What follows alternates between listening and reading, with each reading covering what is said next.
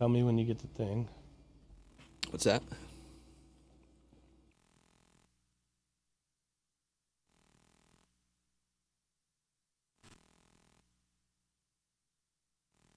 Hey, Disruption Network. This is Mike Sacco, the general manager at Nye Volkswagen of Rome. If you don't know me by name, it's only because you have not received the best deal. There's only one reason to leave Utica, and that's to come see me in Rome and get the best deal on your next new, pre-owned, or certified VW. Mention that you heard this ad from Disruption Network and receive $250 off your next vehicle purchase. You'll know why our customers say, I love my Nye VW. Come see us at 5865 Rome Taberg Road in Rome or visit us online at nyvwofrome.com. 25 years of combined experience selling real estate, joined forces to take real estate to the next level. We practice with honesty, integrity, and the knowledge to help make the buying and selling process easy and stress-free for all of our clients. We pledge to always make our clients our top priority from start to finish, and even after the house is closed. We will always be a valued resource for information and assistance for our buyers and sellers. Our customers over the years have become not only past clients, but great friends. As we join hands together as the Property Sisters of the Mohawk Valley, we look forward to serving our clients and our community and making a positive difference. You can reach us at 315-601-9630 for all of your real estate needs. Hi, this is attorney Nick Passalacqua. The team of attorneys I have assembled at Passalacqua & Associates has been carefully hand-picked to include the best trial attorneys in the particular areas of the law that we practice. Have you been charged with DWI or any other crime? Members of our team include former assistant district attorneys, now fighting to protect your rights 24 hours a day, 7 days a week. Have you or someone you love been seriously injured in a motor vehicle accident? Members of the team at Passalacqua & Associates include former insurance defense attorneys, now fighting to ensure that you get every penny you're entitled to. If you need legal help quick, don't waste your time or money calling anyone else. Remember, for legal help quick, you better call Nick and the team at Passalacqua & Associates. 315-500-NICK or 315-500-6425 or visit cnytriallaw.com today. The following is a presentation of Disruption Networks. Ladies and gentlemen, it's time for the baseline. Play ball!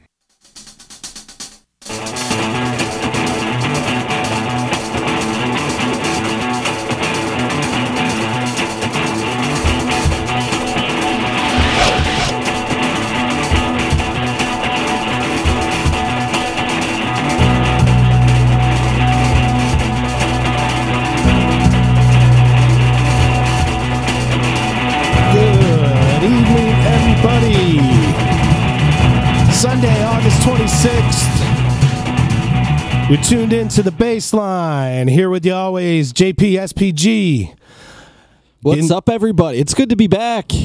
We had a little layoff there for a few weeks, just due to some circumstances beyond our control and just general busyness of summer. But we're back, and it's the end of August, and some of these pennant races are really heating up. It's getting really interesting. We got just a little over a month left of regular season, and a lot of playoff spots are still up in the air. It is tough to believe that we are at the end of August. We're almost past the date where, they can't even add players on that can even be eligible for a playoff push for a team if they get in the playoffs past the September 1st. Maybe some big deals. We had some bigger players over the last few weeks. Yep. Clear waivers. You got Andrew McCutcheon and Adam Jones, just to name a few. So maybe some action coming up for the next week. But for all intents and purposes, the team that you're looking at on the field right now, that's the team that your team is going to make the playoff push with and potentially win a World Series. And there will be some exceptions, like what you saw Houston do with Justin Verlander last year. There's no player that can make as much of an impact as Justin Verlander did last year. Or is there? Maybe there is, but the way I see it right now, especially pitching-wise, I don't see a Justin Verlander type difference maker. But there are some big names. You mentioned some names that cleared waivers. I'll throw another name out there that is one of the most interesting players to keep an eye on here in the next week is Josh Donaldson, who is scheduled to go on a rehab assignment in the minor leagues, I believe, within the next couple days.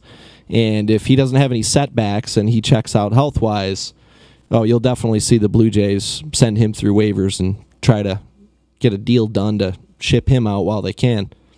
Yeah, so a lot to keep an eye on, but for all intents and purposes, get to know your guys.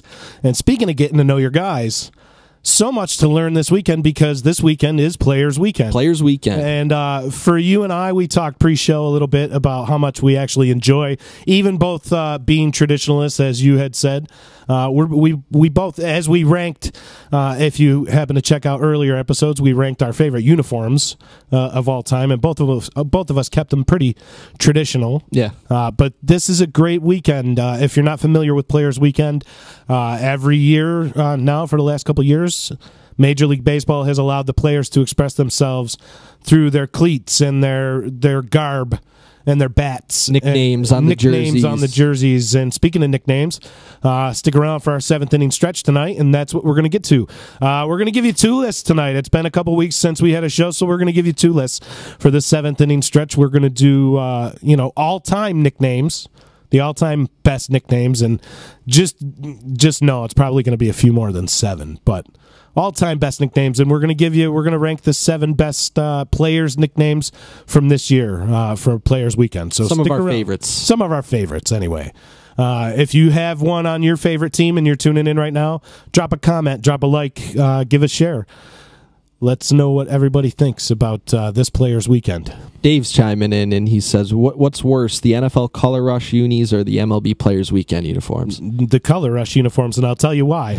I am one of the select few that during the first Color Rush was so confused as to who was playing. It was the Jets and the Bills. Yeah, the red and the green. And I couldn't tell because I'm colorblind, and it was a horrendous feeling. You're not the first person who has said that. It was awful. Another friend of mine said the exact same thing. Well, if Jay Stevens and Krista was, I was over at their house, happened to be watching the game. This was years ago, 3 years ago. But they were in awe of the fact. They were like, you really can't tell. I was like, no, other than the logo on the helmet. But right, and they both have white helmets too. It was awful. It was awful. So yes, there's your answer for me, Dave. That's an emphatic color rush. Emphatic color rush. I agree with that. The Players Weekend uniforms themselves are not my favorite. I'll put it that way, but they are not nearly the train wreck that the NFL Color Rush uniforms are, and the fact that the players get to wear their nicknames on the jersey and stuff. Honestly, when I first heard of this concept, I did not think I was going to like it. And some of these nicknames are so good that I kind of waved the white flag, and I was like, you know what? I changed my mind. It's about expression, and you can't, on one hand, argue, and there's been a lot of talk about this, and we can touch on this at some point in a whole show probably, about the way the Major League Baseball front office markets themselves, and there's been a lot of question about that lately with Rob Manfred calling into question Mike Trout and the way that he's marketed. There's been a lot of talk about that, and this is a way for them to express themselves and become more marketed, and brand themselves a little more with the fans and have some fun. And guys like Bryce Harper, if you happen to get an opportunity, go on Bryce Harper's Instagram or his Facebook page, and you can see the equipment that Bryce Harper is using this weekend. His cleats and his bat, for sure, are the ones that stand out. They are all colored on and designed by kids with cancer that Bryce has reached out to and befriended, and they all designed all his stuff. So it's about that.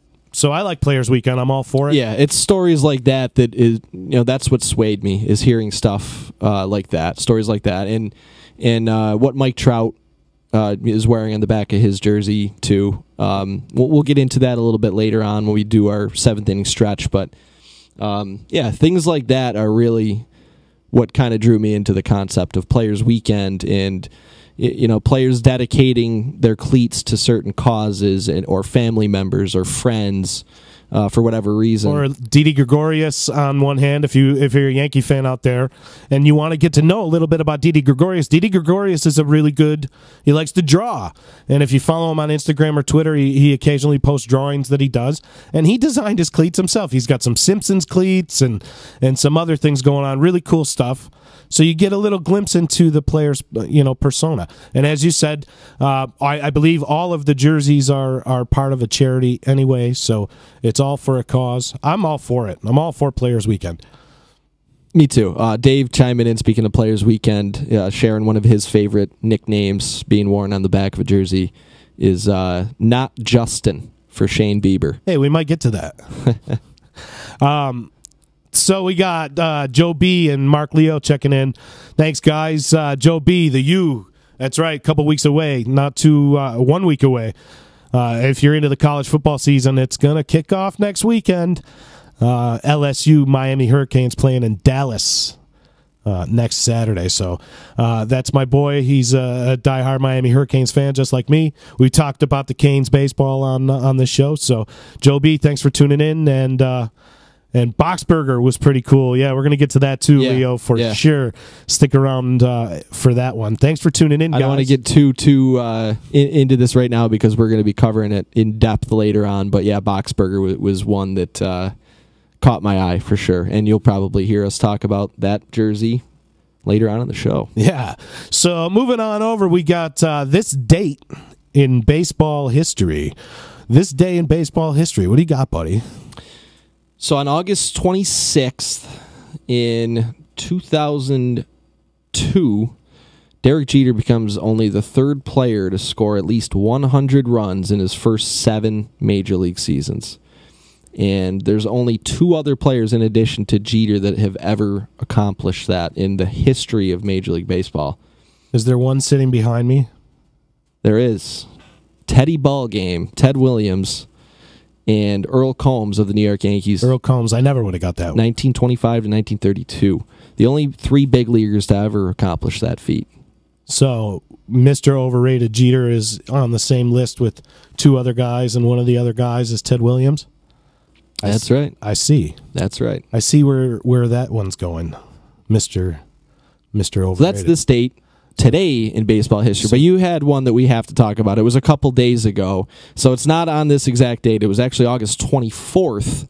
I think you said, what, 1919? 1919. I'm looking it up right now. And this is such a unique, ridiculous one. Dave, you're going to want to stick around for this one. That we had to talk about it, even though it's not technically on this day. We'll say on this weekend in baseball history. All right, so August 24th, 1919, Ray Caldwell of the Cleveland Indians is struck by lightning after pitching 8 2/3 innings against the Athletics. So he's 1 out away. The A's are down to their final out. Caldwell readied to throw to Dugan, and that's when the ruckus happened. So the guy's struck by lightning. He goes unconscious. They wake him up, and he retires Dugan for a complete game win. This date, almost, in baseball history, August 24th, 1919, Ray Caldwell of the Indians struck by lightning. You know, we did the complete game. Our rankings of the most unbreakable records in baseball history, and that has to be an unbreakable feat. Yeah, so we got to tweet our boy 54 and 17 there. We got to tweet him and let him know that's an unbreakable record right there. So Ray Caldwell inside the baseline permanently, inside the baseline. Complete game shutout and got struck by lightning before the end of the game. Too funny.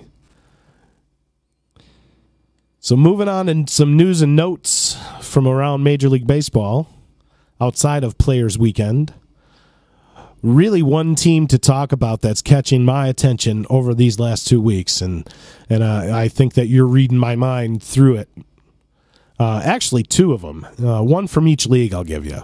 Yeah, the National League one. The National League one is the one that we got to talk about head. The Cardinals. Yeah, the St. Louis Cardinals are on a tear. And in the American League, I think we should spend some time talking about the Oakland Athletics. Absolutely, yep. So over these last 2 weeks, we've seen a significant jump. Now, we've watched it for the last 45 or so games with the Oakland Athletics. They've been a house of fire. Yeah. But they've managed to chase down. They are a game and a half back of the Astros right now, but they have managed to chase down the Angels, the Mariners, and now the Astros. 4.5 behind the Yankees for the first wild card, but they're sitting inside that second wild card, whereas 45 games ago we were talking about them as an also ran behind the Angels and the Mariners and the Astros. And now they're nipping on the heels with a lot of games left interdivision, the Oakland Athletics. There was a time where they were almost 500, almost every show that we read off the Oakland Athletics. 500 baseball, 500 baseball. They had a differential that was like minus 40 at one point in time during our show. They are plus 92 now. They are outscoring people with timely hitting and somehow a piecemeal rotation. Yeah, speaking of the piecemeal rotation, here's an interesting note on that. And this stat is a little out of date.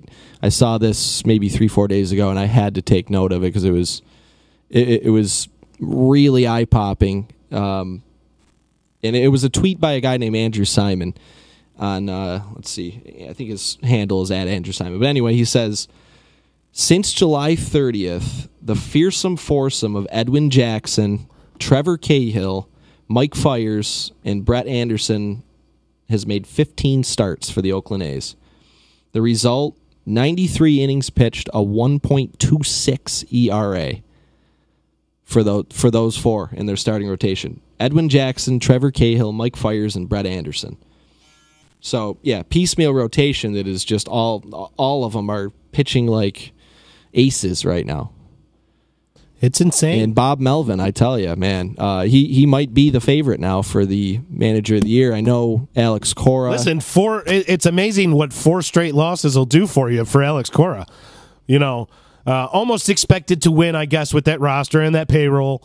So it's tough to award him unless he's doing something completely remarkable. Still an extremely impressive job of coming in as a rookie manager. And you know, he probably would be the guy if the voting ended today, but... And I wouldn't disagree with it. If the Oakland A's can sneak into the playoffs, you couldn't disagree with Bob Melvin being it either. If the Oakland A's win that division, Bob Melvin is your manager of the year, I think, despite what the Red Sox and Alex Cora do for the rest of the year. The way I see it is if Oakland makes the playoffs, aside from winning that division, Oakland makes the playoffs and Boston doesn't win 110 or 108 or 109, I think that's the undoing for Cora winning it. I think that it had to be somewhere close to challenging the all-time season record in order for him to beat out Bob Melvin, because that's how good of a job Bob Melvin is doing out there in Oakland. It's insane. And when we did our managers ranking way back at the beginning of the season, I think that was one of the first ones we did, maybe even the first one, first or second.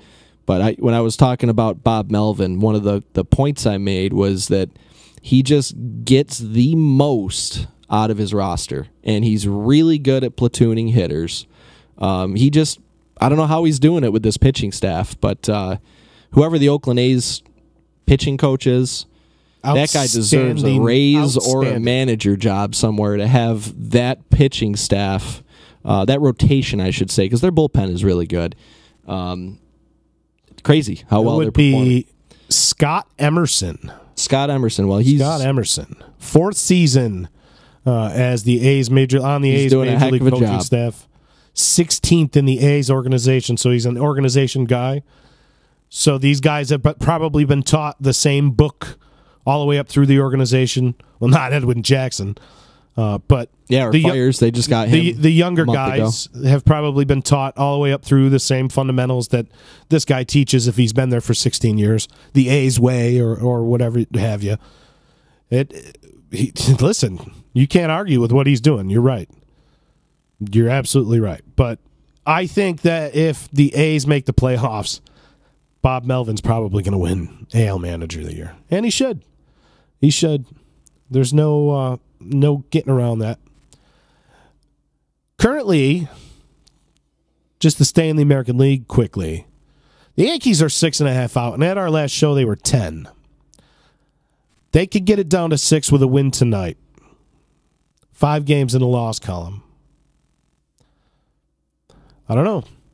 That was the talk 2 weeks ago, was how red hot the Boston Red Sox were. They're now losers of 3 straight, 4 and 6 in their last 10. It's really hard to say. The thing is, the Yankees could catch them. For me, they can absolutely. And don't get me wrong, they definitely can, and we have seen that happen before. But so many injuries that it's going to be hard to do unless Judge can come back strong here in a couple weeks. And that's the key. The Yankees got a Sanchez, lot of pieces to come back here. Chapman, I mean, they're pretty banged up right now. Looking forward to the debut of Justice Sheffield. Now, if you're a Yankee fan and you're looking forward to Justice Sheffield too, just know that this year he's not going to come up as a starting pitcher. It was announced, and they've been working him out of the bullpen in Scranton to come up to the bullpen. So you got to assume that the Yankees are looking long-term in case Chapman can't come back healthy. Zach Britton slide into that role at the back end of the bullpen, and Justice Sheffield maybe taking that matchup late inning lefty stopper and role. Chapman has been battling that injury the entire season too. He would have flare-ups here and there up until a few days ago. It wasn't enough to take him out of the bullpen and on the disabled list. But yeah, this is not a new injury. So who's to know that 2 weeks go by and he's still banged up? I don't know. I'm as a Yankees fan, I am concerned about Chapman. I'm a little concerned about the bullpen in general, which it sounds weird to say that just because of the names they have on. But Robertson's okay now. He was a little hurt. He missed a few days where he was unavailable. Betances has been very good. I mean, he had his early season struggles. He's been very good. Zach Britton has not been that great since coming over. I mean, he had a couple really nice appearances within the first week or two after the trade, but yeah, not that I don't think he's going to get it together. I think he will, but I'm a little concerned about the bullpen right now, and Chapman going down makes that concern much more real, that the bullpen could be a weakness. I mean, luckily they have Chad Green, and Justice Sheffield will be a great addition to that bullpen. The Yankees in due time. Yankees bullpen currently sits 3rd in Major League Baseball bullpen ERA. They have been great. Second in Major League Baseball batting average against. Second in Major League Baseball strikeouts out of the bullpen. A lot of innings filled out of that bullpen, though. So. We'll see. And I'm not knocking how they have been to this point. No, it's been a lights-out bullpen. They've been good, but lately they've been awful. Just looking forward, in the immediate future, I have some concerns. I guess not major concerns. I think we're starting to see the Britton that we signed up for, or they signed up for. Yeah, and he's turned it around. He had a nice appearance the other day against the former team. I think you're starting to see the Zach Britton. He did give up that home run to Chris Davis, but I think we're starting to see the Zach Britton that the Yankees signed up for. The Yankees are seeing the J-Hap and for the most part, Lance Lynn, that they had hoped. J-Hap for sure, going deep into games. And even Sonny Gray had a good start yesterday. I laugh at the people, we had spoken pre-show. I laugh at the Yankee fans that say, oh, well, it was Baltimore. Not realizing that it's the second game of a doubleheader. The pitching staff had been taxed. They had no one to start, so it was a spot start. And he stepped up in a big way, 6 1/3 shutout innings. That's stepping up in a big way. So I don't want to hear that, oh, well, it was the Orioles. Yes, he's supposed to go and pitch that way against the Orioles. But the fact that he did his job. Is a far cry he went out there and did it. The Sonny Gray that we had, because he had been failing to do just that. And it doesn't matter, Baltimore Orioles or not. I think the start that knocked him out of the rotation was against the Baltimore Orioles. It was. Say he gave up 7 runs in 2 innings or something. You can't have it both ways. You can't curse at Sonny Gray when he pitches really bad, and then when he pitches really good, try to justify your hate for him by saying it was only the Orioles. He did what he needed to do in the second game of a doubleheader. That's all there is to it. And maybe you see him nip back into that rotation, or at least do some spot starting. Yeah, we'll see. And I guess yesterday after the game, the reporters were asking Sonny Gray, like, hey, what did you do different, this and that? And he said the biggest thing that has helped him make some improvements in pitching and make some adjustments when he got sent to the bullpen was sitting with guys like Chapman and Betances and Robertson, Chad Green, and all these guys. You're sitting with those guys all game long most of the time. And he said talking to them and picking their brains is something he thinks has fixed him. I mean, whether that's true or not, we'll see what happens next start or next appearance. But, you got to love the positive sign of Sonny Gray going out there and getting the job done. The Yankees are so loaded 1 through 13 on that rotation, plus 14, 15, 16 at any time that they can plug and play from Scranton. They're loaded enough, 1 through 13 anyway, on the Major League roster, to piece 3 starts together a week or 2 starts together a week. And that's okay. So if you have Severino kind of right the ship here, and he has not righted the ship since our last show, but if you have Severino kind of right the ship here and get on a little good tear here, Tanaka's been steady all year, and J-Hap's pitching great. Can you piece together 2?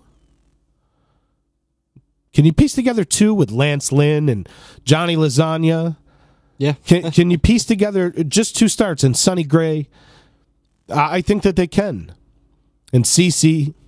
So Severino pitching tonight, actually. Yes. And, we're only in the top of the third, but 2 innings, has not given up a hit yet. Okay. Hopefully he can right the ship back, and then you would be looking at the Yankees potentially catching Boston. It's going to still be an uphill climb, but 2 series left or 3 series left against them.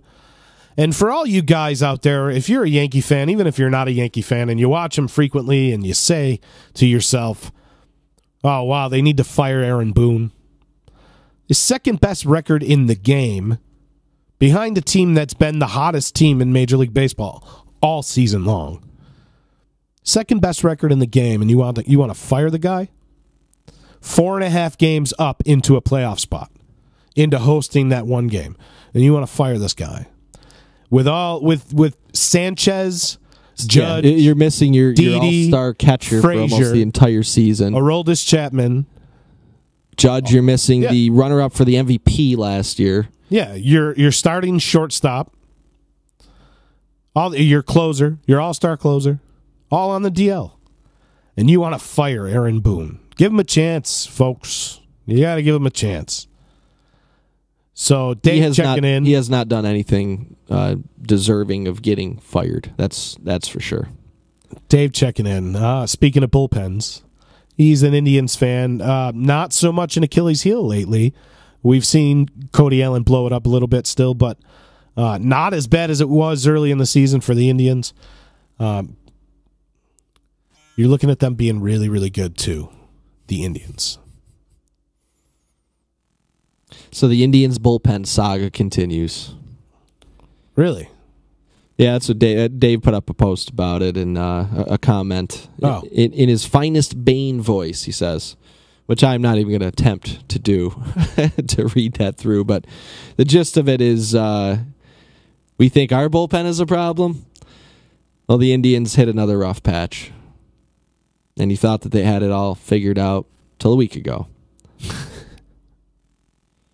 The ongoing saga of the Indians bullpen. Poor Dave in that bullpen. So close yet so far away. But, I mean, what have they had to do in that Central? They're 13 games up. I was going to say, I don't feel too bad. 13 games up. The Indians are in pretty good shape. Indians are in great shape, and that rotation is solid. The Indians are good shape. But the Oakland Athletics, really the story of the American League. And moving on over to news and notes, and we're probably just going to focus a little bit on this team now. The St. Louis Cardinals are currently 4 back in the Central. They are 7-3 in their last 10. They are just tearing it up in their last 30 games or so. Matt Carpenter is probably the front runner for MVP. Yeah.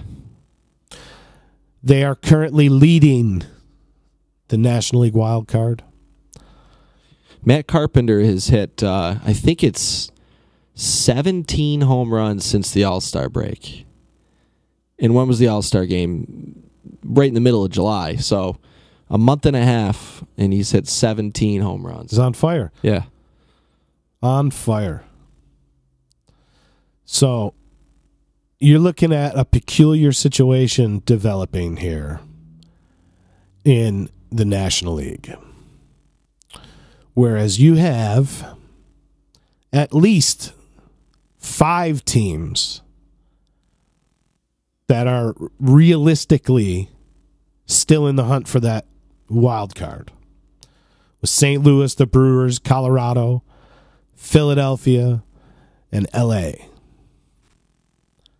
Yeah. Maybe the Washington Nationals. Maybe, but they have been the worst team in baseball. Other than today, they finally scored some runs. Did you see how they went 3 days in a row without scoring a run? I did. They got shut out 3 games in a row. Then today, they finally score. It was a 0-0 game in the 7th inning, and Trey Turner finally scored a run. So it was their first run in 4 games. They ended up winning the game 15-0. They got their frustrations out today. Well, traded Daniel Murphy earlier. That was against the Mets too, by the way. The Nationals beat him 15-0. That's so Medi. So Medi. We made a friend with that Medi comment. Mets Daddy. That's right. At Mets Daddy. Forgotten about that. If you're on Twitter and you happen to look for some enjoyment, look for at Mets Daddy and drop him a like. Tell him the baseline said hello, and he's permanently out. And speaking of out of the baseline, we got some stuff to get to later on. Some really good stuff, interesting flare-up in Major League Baseball, and the way the game is played and tradition all came up in the last 2 weeks, and we're going to talk about that at the end of the show. But moving on right now, we're going to move into the rundown. The rundown. The rundown is brought to you by Utica Club. First beer served in the United States. Saranac Brewery, one of Disruption Network's fine sponsors. Prohibition. And before we do that, let's mention our website and all the other awesome content we got going on at the D. Yes. Disruption Network Studios is our home base right now. That's where we are doing the baseline from. So big ups to Todd and Z and Chicken, the boys at Disruption, and all the good shows, all the good content. Home Free with Adeline Van Dyke. Ease Beats and Bizz with DJ Ease One. Wrestle Fandom Radio. And speaking of Mild, thank you very much. He did some loop work for us. He did, yeah. He gave us a sound bite that we're going to be using for one of our segments, one of our newer segments that we've done a few times. And so that's Ease Beats and Bizz, and that's every Tuesday night. And Adeline coming on if you're looking into buying a home. Adeline Van Dyke, Home Free. Make sure you check it out. Yep, Property Sisters of the Mohawk Valley. EC Radio, Z doing the State Fair gig the next couple weeks, so he's not around to do his EC Radio show every day, but do turn into Disruption Network if you are a music fan, because Z is doing some crazy interviews with some crazy famous people and some really good content from the State Fair. His updates are great. Today he had Jackal, the 80s, 90s band with the chainsaw out there, and he had an awesome collaboration with Al Schneer, Braves fan Al Schneer from Mo, sitting in with Tedeschi Trucks Band the other night. So check out Disruption Network. And you never know who's going to show up at one of his State Fair recap videos, is what he calls them. Or what they're going to talk about, like how the day went and everything. And I think it was last year he had Sophie Turner of Game of Thrones there, and they all took a picture with her. I don't think he did any interviews or anything, but Jonas Brothers. The Jonas Brothers were playing. She was dating one of the Jonas Brothers, so she was there hanging backstage, and Z and the crew got to meet her. And you just never know, like, who is going to be at the fair in addition to the musicians that are on stage. So yeah, those recaps are awesome. I watched almost every single one of them last year when he was out there, and yeah, they're off to a good start. It's worth checking out. So check out Disruption Network's Facebook page and keep an eye out for those videos, because you see him. You never know daily. Who's coming. He puts them up daily. So let's get into the rundown. Leading off, we have the American League standings. The Boston Red Sox, 90-42. 6.5 games up of the New York Yankees, who can cut it to 6 with a win tonight in Baltimore at 82-47. The Tampa Bay Rays at 70-61. The Toronto Blue Jays, 60-70, and 52 games out. That's right, 52 games out. The 37-93 Baltimore Orioles. 7 losses in a row. Trailing tonight to the New York Yankees. So sad to be an Orioles fan this year. Tampa Bay, too, worth noting that they have won 8 games in a row. 8-game winning streak for the Rays. Blake Snell's starting to gain some momentum in the Cy Young talk, the Cy Young discussion. As he should. So Tampa Bay, hot right now. Listen, 9 games over 500 with the opener. Really? It's just proven that it's strategy and management. Getting the most out of your players. In Baltimore, too. Kevin Cash, good for him. Yeah, Listen, Kevin Cash is another one. I'll tell you right now, if Bob Melvin doesn't make the playoffs and the Boston Red Sox get caught here and Tampa Bay finishes anywhere near 9 games over 500, Kevin Cash is going to get some serious consideration for Manager of the Year. Yeah. I think your top 3 this year are, in some order, Cora, Melvin, and Cash. How do you give it to Cora if Boone catches him? Right? Yeah. Oh, it's still this race is not decided. Not in the pennant race and not in the Manager of the Year race. And there's some really interesting stories going on with some of these managers. So it's going to be. There is, but Kevin Cash, a team that's 19.5 games out, you'd never even normally think that you could say that guy's in the running. Right?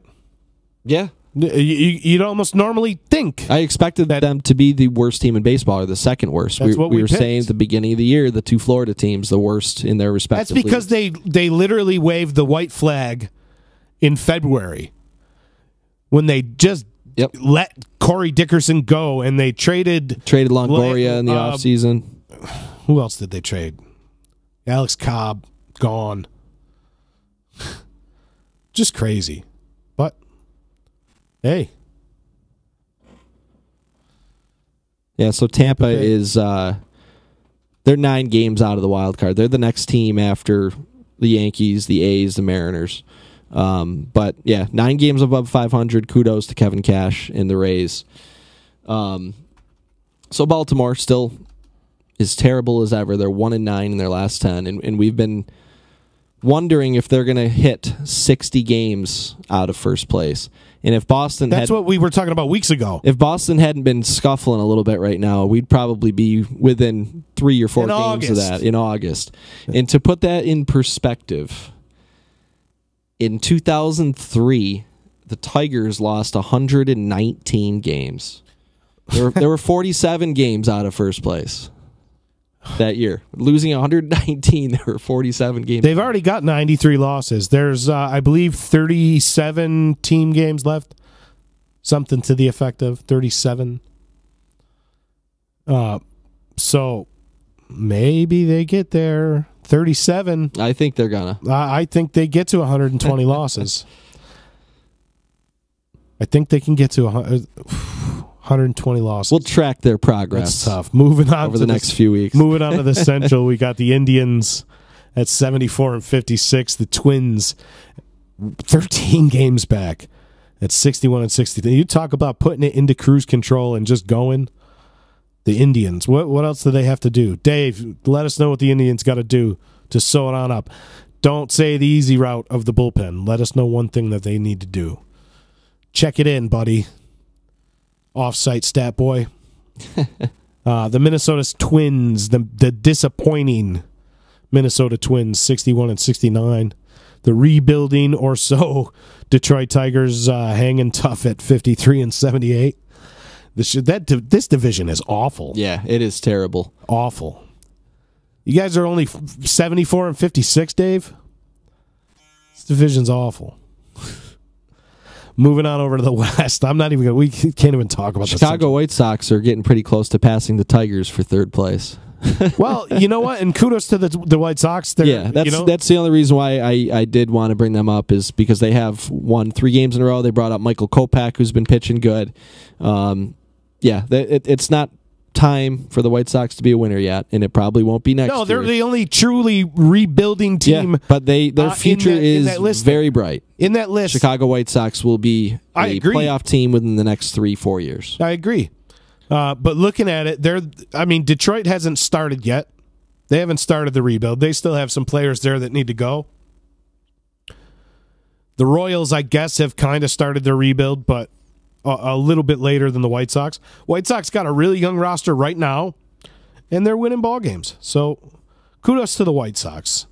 Maybe the bright, shining star out of that Twins, Tigers, White Sox, Royals, Royal flush that we're looking at right there in the Central. 74-56 in that division. Just messing with you, Dave. Moving on to the AL West, the Houston Astros are 80-50, but on their heels, as we mentioned. The Oakland Athletics at 79-52. The Seattle Mariners at 74-57. And the Los Angeles Angels lurking back there, only 17.5 games behind the Houston Astros. And 6 losses in a row. 63-68, not a good look. They were missing Mike Trout for a while, but Mike Trout does not a team make, as we have seen.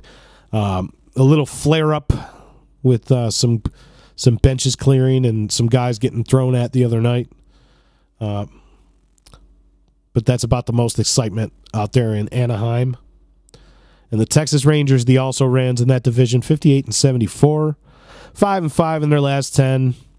Nothing too exciting out there. That's another team that's not really rebuilding. They got a couple guys playing good baseball. Shin-Soo Choo. And Rougned Odor has been a house of fire. Odor has been one of the hottest players in the game. Yep.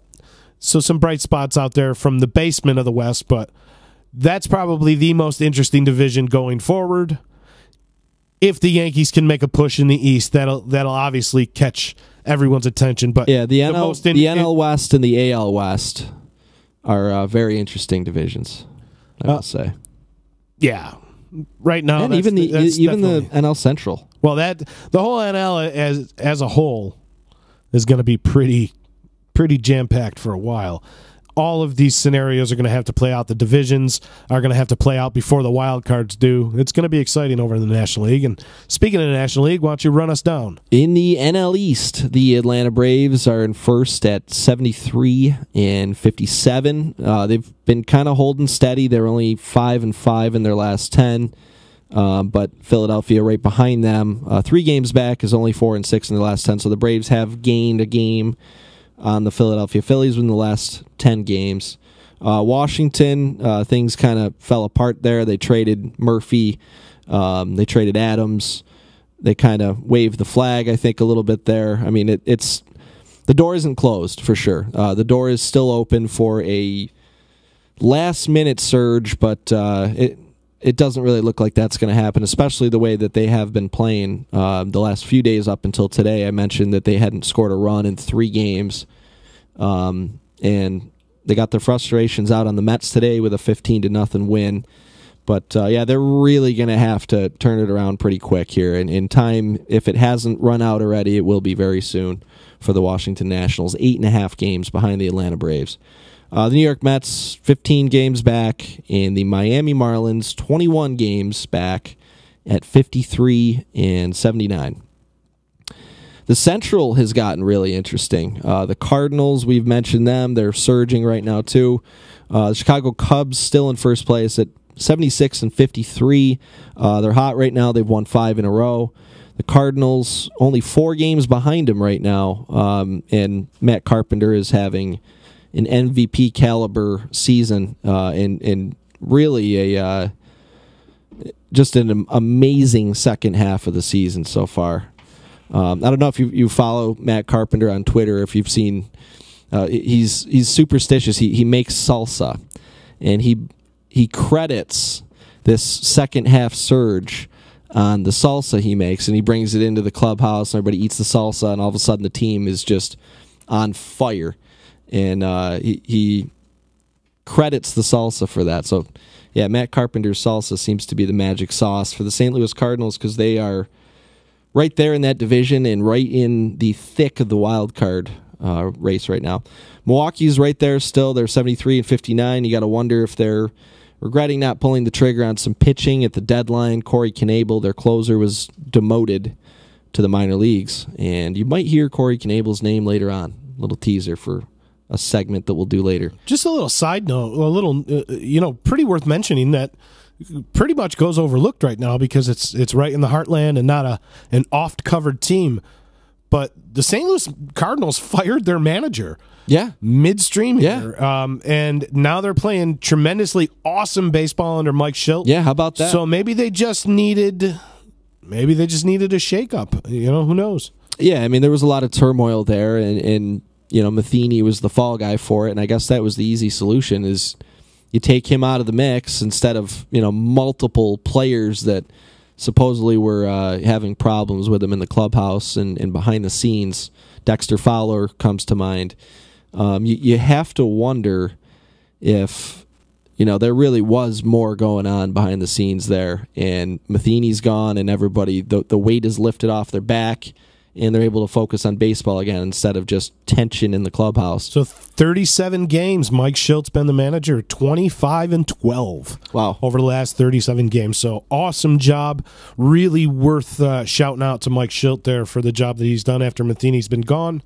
And also worth mentioning, along with mentioning how hot the Cardinals are, it's really worth getting into the fact that they fired their manager less than 40 games ago. Yeah. Something similar that we saw happening with, the cellar dwellers in the Central that we'll get to eventually, the Cincinnati Reds. But under Jim Riggleman, they had become kind of a better team, a different team. And you almost wonder, had they started the season under Jim Riggleman, would they not be 21 games back in the Central right now? So same similar type thing.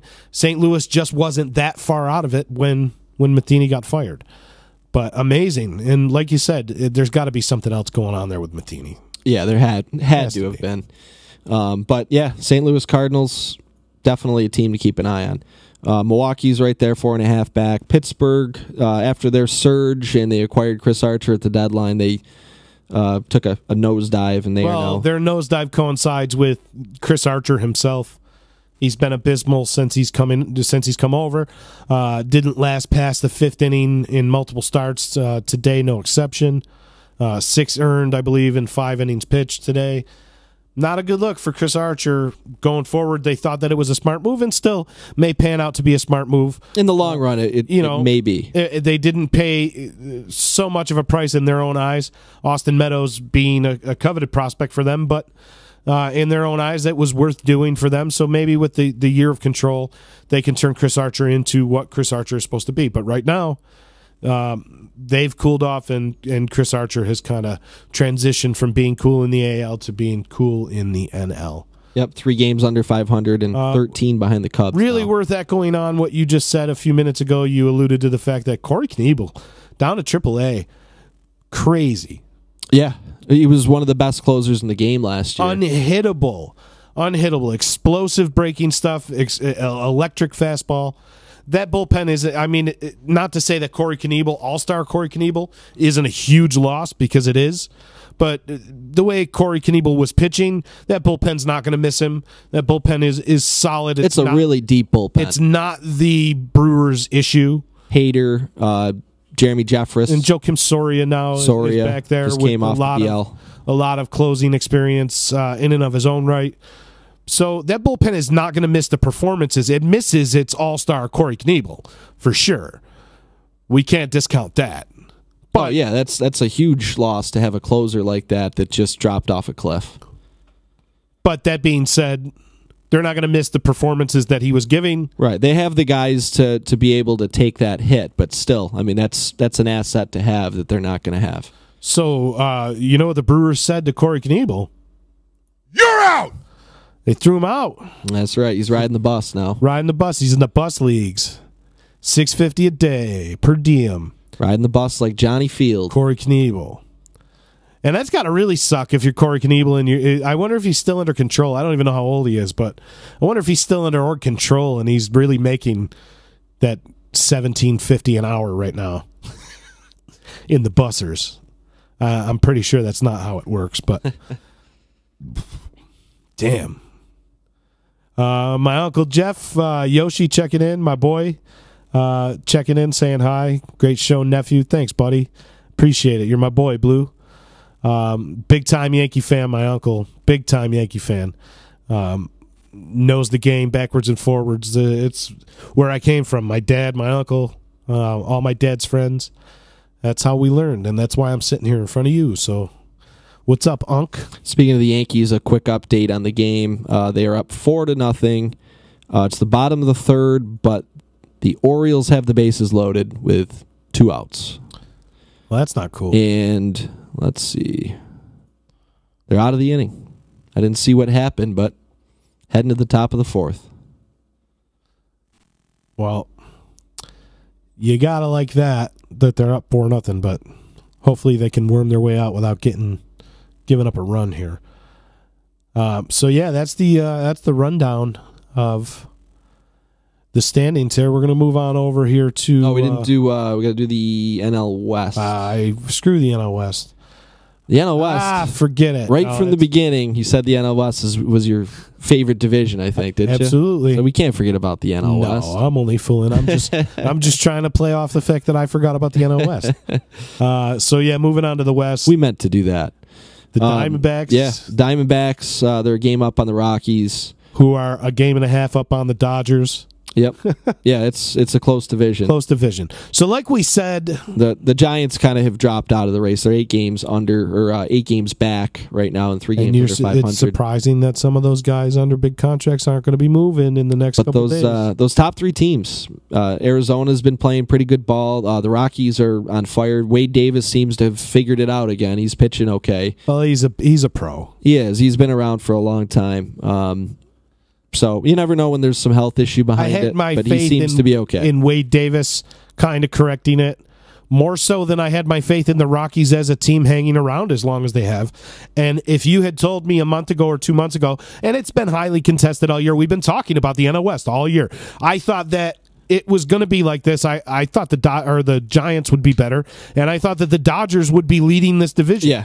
And if you told me a month ago the Dodgers were perking up, I would have said the Dodgers have a 5 or 6 game lead right now, and it would be Arizona and Colorado and the Giants fighting it out, not for second place in the division, but for maybe that first or second wild card. And that's not the case. That's not the case right now.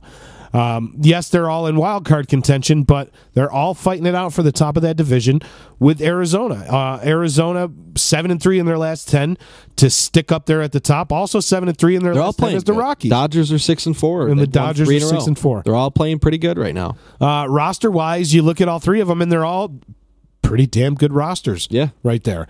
So it's going to be a dogfight, and only max 2 of them is making the playoffs.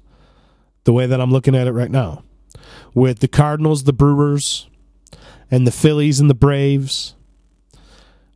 I don't see the Diamondbacks, Colorado Rockies, and Dodgers playing games against each other down the stretch, and all 3 of them getting into the playoffs and chasing down the Cardinals and the Brewers and the Phillies and the Braves.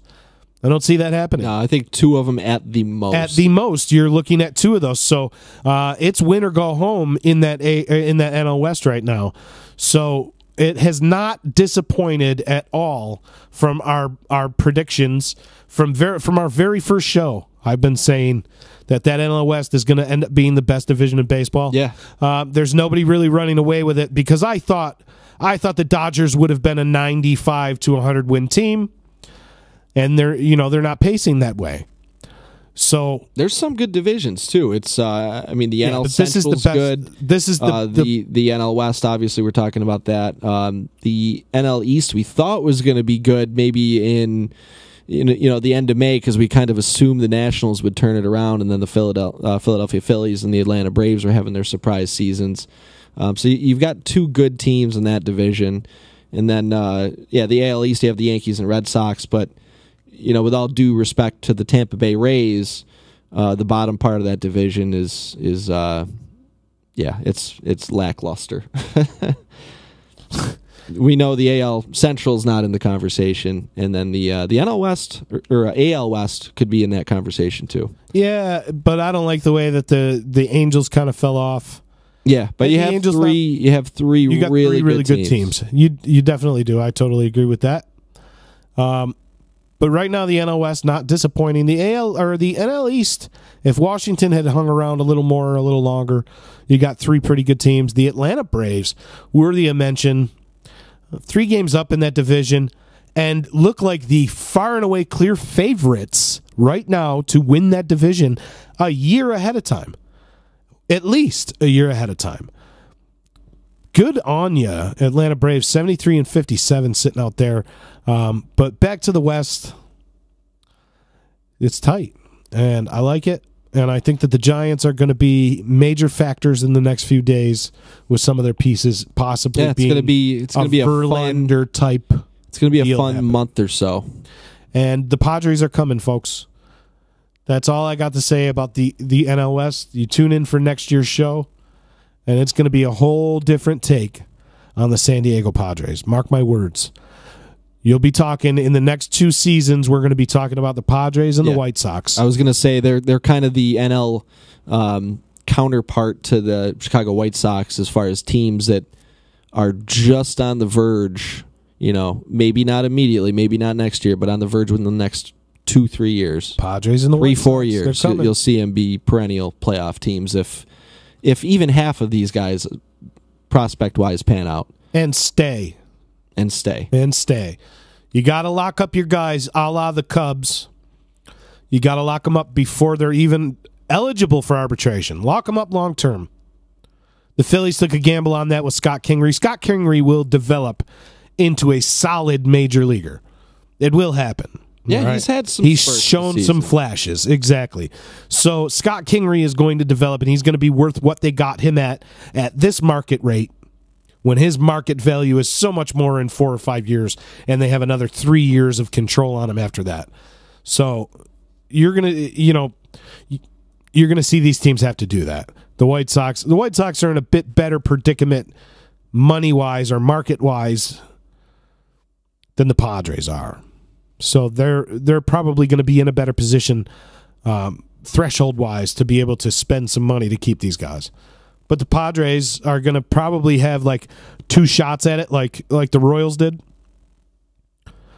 That's just the tradition for the Padres. But stocking up on top 100 talent out there for the Padres. So that's just my take on the NL West there at the bottom there. Yeah, they're 23.5 out, and I understand they're having a shitty year. But the San Diego Padres are coming in our next 2 seasons here. Watch out for them. So moving on, we're going to talk some league leaders. Your new AL average leader. Well, take a guess who it is, SPG? JD Martinez. It's JD Martinez. JD Martinez. Triple crown chasing JD Martinez. JD Martinez is up to 337. Clipping Mookie Betts by a point, and he is now in first or second in every single category.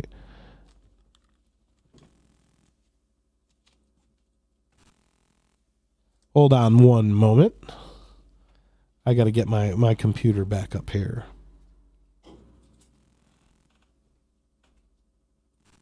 All right, there we are. We're back. Sorry about that, everybody. So JD Martinez up to 337, 1 point above Jose Altuve, or Mookie Betts at 336. And Jose Altuve at 330. Manny Machado still on the leaderboard for AL average at 315, and Gene Segura at 314. Manny Machado still qualifies. That's craziness.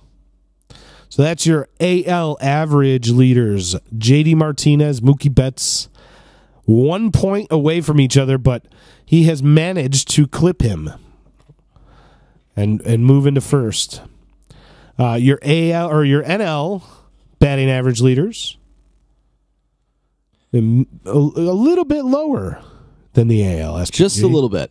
So you got Freddie Freeman is now the NL League leader at 313. Nick Markakis, his teammate, right behind him at 312. Nolan Arenado at 311.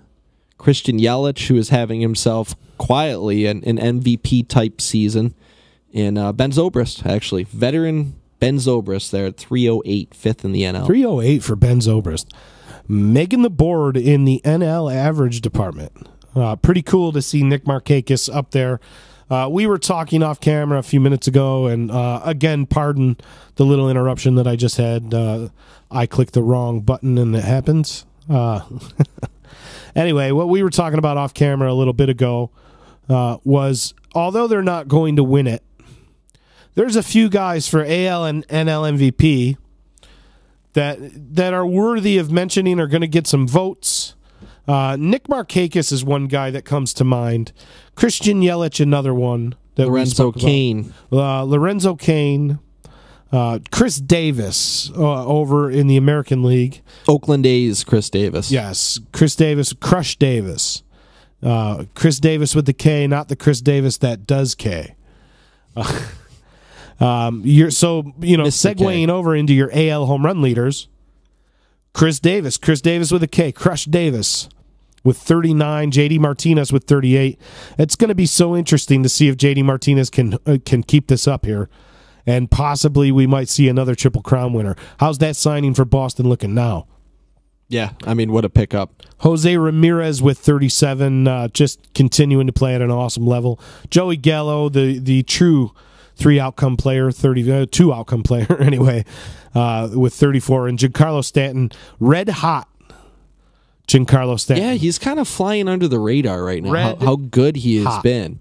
I don't know if it's because he had a little bit of by Giancarlo Stanton's standards, a slow start, or what. Or if it's just, the news of everything else going on with the team, with all the injuries and all the other stuff happening, or the trades they made, or what. But yeah, Giancarlo Stanton has been on fire the last, probably even before the All-Star break. It was just before the All-Star break when he kind of kicked it into high gear, and yeah, he's doing really well. He almost hit a ball through the wall at Miami earlier in this week. He's chasing his 300th home run too, and he got robbed yesterday. Yeah. Or two. I don't know if that was yesterday. This weekend, at some point, he got robbed. He hits absolute bullets. The center fielder, was just one of those typical, perfect home run robberies. Just timed the leap just right and robbed number 300 from Stanton. Your NL home run leader, amazing. Just amazing. Matt Carpenter now, 34. 34 homers. Just to see the terror this guy is It's going the on. salsa. It is. It's the salsa. It is the salsa. So I guess so. Matt Adams has been traded back to the Cardinals. He was there a few years ago and then kind of bounced around a little bit.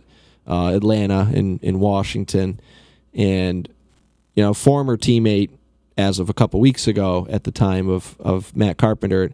And the Cardinals and Nationals were playing, and Matt Adams asked Matt Carpenter for some of the magic salsa, and he said, "Nope, sorry, you can't have any."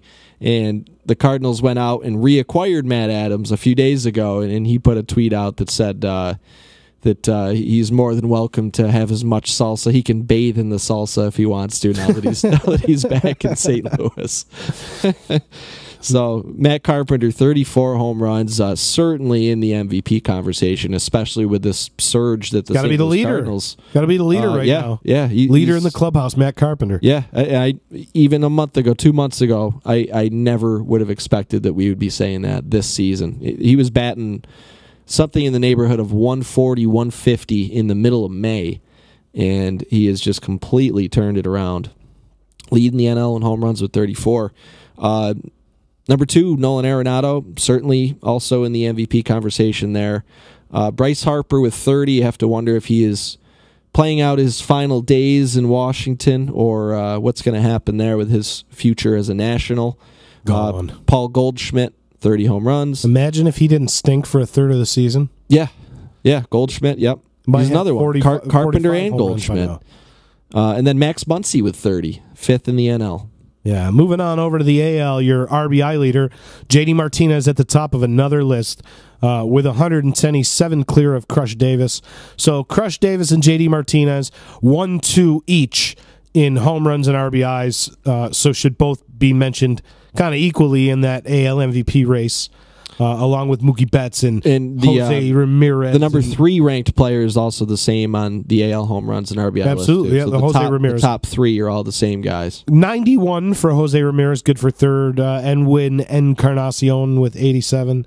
And Xander Bogaerts, the shortstop of the Boston Red Sox, 84. So 3 guys from Boston on that list and 2 guys from Cleveland on that list and a guy from Oakland. So all playoff teams got all these studs driving in runs for them. Your NL RBI leader. Javi Baez leading the NL and RBI with 97. Eugenio Suarez of the Cincinnati Reds at 93. Jesus Aguilar of Milwaukee with 91. Nolan Arenado at 90. And Trevor Story at 85. Shortstops at the number 5 spots in both leagues for the RBI leaders.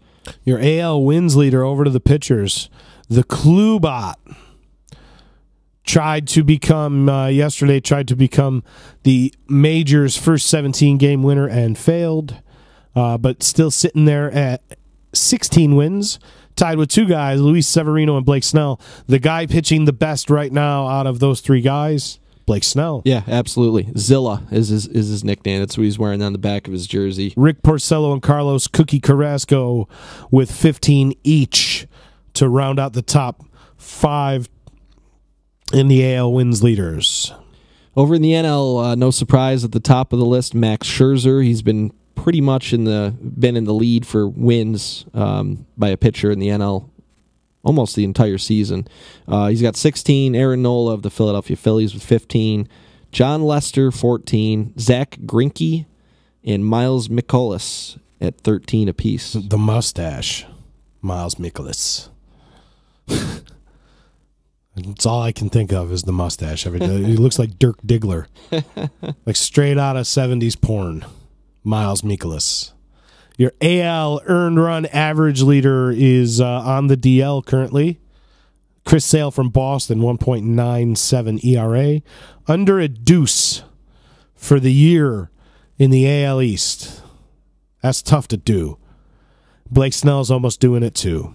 2.05. Trevor Bauer with the Cleveland Indians at 2.22. Justin Verlander, 2.72. And Garrett Cole at 2.73. 5 guys under 3 in the AL. Amazing. The year of the pitcher for sure in the AL this year. But surprisingly, only a couple no-hitters this year. Yeah, it's crazy to say the year of the pitcher, too, with a guy chasing a triple crown and some of the numbers that Mookie Betts and some of these other guys are putting up. Well, runs got to be down across the board if you got 5 guys in the AL, all under 3 right now. They got to be down across the board. I got to take a look at it, but we'll see at the end of the year on our recap show how the year's compared. Your NL ERA leader, he's been your NL ERA leader for most of the season. Poor Jacob deGrom. He's still there at 1.71 ERA, leading the NL by a wide margin in ERA. Personally, he would be my pick for Cy Young this year. And I don't know, maybe part of that is a sympathy vote, just for what he's had to deal with being on a Mets team that is just craziness has happened. I mean, we've talked about it ad nauseum, so I won't get into it much. But Jacob deGrom, and he did win 3 in a row at one point. I think he lost his last start, but he had won 3 games in a row. Finally, he was getting some wins. And I think he's currently sitting at a record of 8-8, despite the 1.71 ERA. How'd we ever win 8? It's a miracle. Poor Jacob deGrom. I can't say poor Jacob deGrom. It's such a Metty thing. It gives us stuff to talk about. Yeah, for sure. But I don't want to talk about the Mets. We already spent the majority of our last show talking about the Mets. That was painful enough. So, Jacob deGrom, 1.71. Outstanding, just truly outstanding. and get him off the Mets. Somebody rescue Jacob deGrom, throw him a lifesaver, get him out of there. Moving on. Please do, for Jacob's sake. Number 2, Aaron Nola, having a great year himself, 2.13. Max Scherzer also at 2.13. Mike Foltynewicz of the Atlanta Braves at 2.67. And Zach Greinke having a very, very good year himself at 2.93. Over to your AL saves leaders. I didn't even need to look. I know who's leading that one. Speaking of somebody who's been at the top of a leaderboard all season. Edwin Diaz, with 37 or so games left in the season, has 50 saves. Let's say he can save 10 to 12 more. 62 saves in a season. Yeah. It's quite here's something that we can keep an eye on. Is Edwin Diaz going to have more saves than games the Baltimore Orioles finish out of first place at the end of the season? No. Impossible. I'm going to go with the Orioles on that one. The Orioles are going to finish like 65 games out. That's the number. But Edwin Diaz could save 15 out of 37 games for the Seattle Mariners. It'll be close. He could. Edwin Diaz, truly a remarkable season out of the bullpen. Really tough to argue that at all. 13 saves up on the next closest, which is Craig Kimbrell from the Boston Red Sox with 37. Blake Trinan having an outstanding year for the Oakland Athletics with 32. Aroldis Chapman, as we mentioned earlier on the disabled list, leaving a hole at the back end of that bullpen. We'll see what the Yankees can do to patch that up. 31 saves for Aroldis. Shane Green with the Detroit Tigers has saved all 27 of their wins. He's the guy I was surprised wasn't moved at the deadline. I was surprised they didn't trade Shane Green, but he's having a good year. He's 5th in the AL in saves, and like you said, he's saved all 27 of their victories this year. Moving on over to the NL saves leader. We talked about somebody righting the ship, and there he is. Wade Davis, right, he's pitching a little bit better. It's been quite the roller coaster season for him.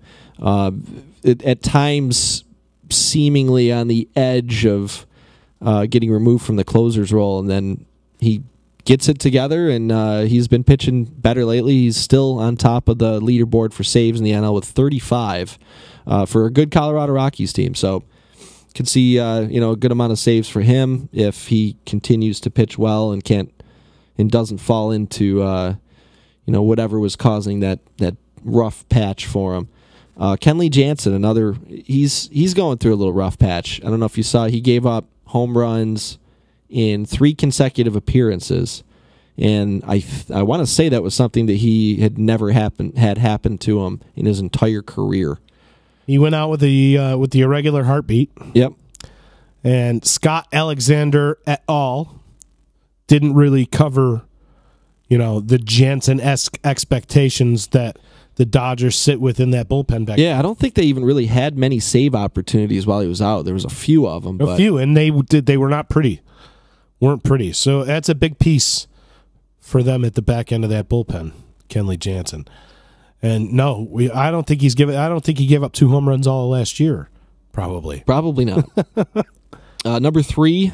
So you have 3 NL West closers at the top of the NL save leaderboard. You have Brad Boxberger of the Diamondbacks at 29. So not only is the division close, the games have been close as well. Right, that's what that tells you. And Bud Norris of St. Louis with 27, and Felipe Vasquez of Pittsburgh with 27. Don't call me Rivero. AL WAR leaders. Your AL WAR wins above replacement leaders. And we have a new leader since last time because of Mike Trout's injury. Mookie Betts at 8.4 wins above replacement, but just to echo how good of a season Mike Trout has been having, been out for almost 3 weeks, and he's only 0.4 wins above replacement behind Mookie Betts at 8. Jose Ramirez having an outstanding year at 7.6. Matt Chapman, who we mentioned earlier, is another guy, not a Chris Davis guy, not Mookie Betts, Mike Trout, JD Martinez. Those are the guys that are the front runners for the AL MVP. Jose Ramirez.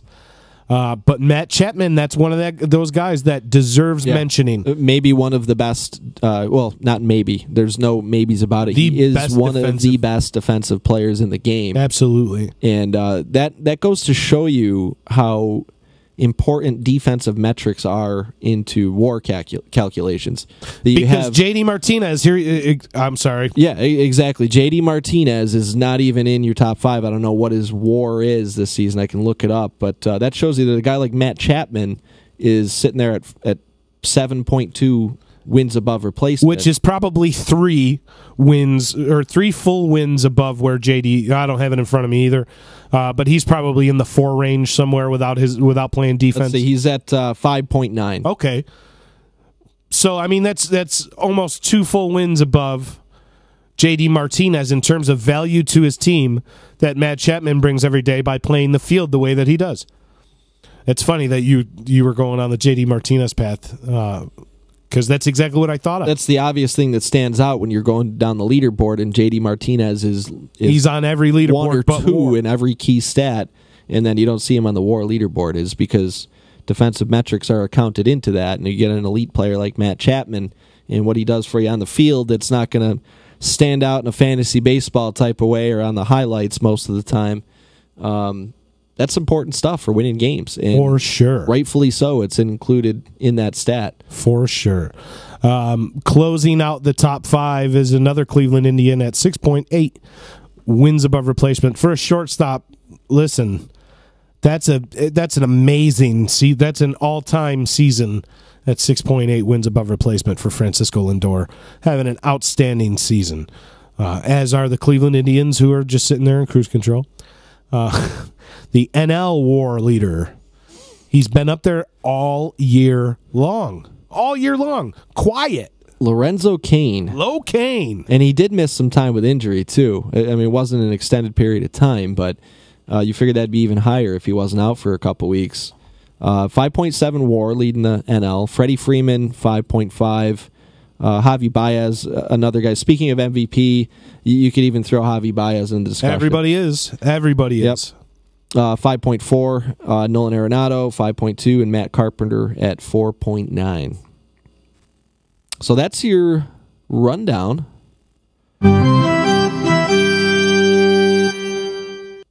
That's the rundown. The rundown. Thank you very much, Anthony the Beard Amigo Colenso, for some of our recordings. And that was one of them. So moving on to one of the Baseline's original programming segments that now has its own loop scratched by our own Disruption's own Mile Walker M-Dub of Ease Beats and Bizz. I present to you the Haps on the Haps. Each week we discuss the Haps, the happenings, with what's going on with Jay and Ian Happ. So, the Haps on the Haps. What's the Haps on the Haps? The Haps. So, Sean, what is the Haps on the Haps? So, here's your Haps on the Haps. Ian Happ, over the last week, is 3 for 17, which is not good, right? That's not good. That's a 176 average. He's got 1 stolen base, 1 RBI. 3 runs, not a good week. He's getting on base a little bit and scoring a few runs, but 3 for 17 is not where you want to be, especially when they just acquired Daniel Murphy as well. So playing time could be cut down here for Ian Happ. And Ben Zobrist is on the NL batting average leaderboard, so he could be the odd man out as far as regular at-bats, but we shall see how it plays out. So the Haps aren't good for Ian. So he's an unhappy Hap. The unhappy Hap. Over in the AL with the New York Yankees, J Hap, over the last everything week or so, Yankees could have hoped for. He's 11 1/3 innings pitched, 17 strikeouts, a 3.18 ERA, a 1.24 WHIP, and he's 2-0. Pitching great. Sign me up for that. You know, that is, like you said, that is exactly what the Yankees were hoping they were going to get. He's traditionally had success against the Boston Red Sox when that will come into play here over the next several weeks. Looking like a nice pickup there. So he is the happy. He is the happy hap. He's the happy hap. Yep. Or is wait? J-Hap is the happy hap. J-Hap is the happy hap. He is definitely the happy. But Ian Hap is the unhappy hap. And speaking of the happy haps, their nicknames for Players Weekend both the same. Exactly the same. Weird. They're not even related, but they pick the same nickname. The Happer. Happer. So who's the happy happer? J-Hap is the happy happer.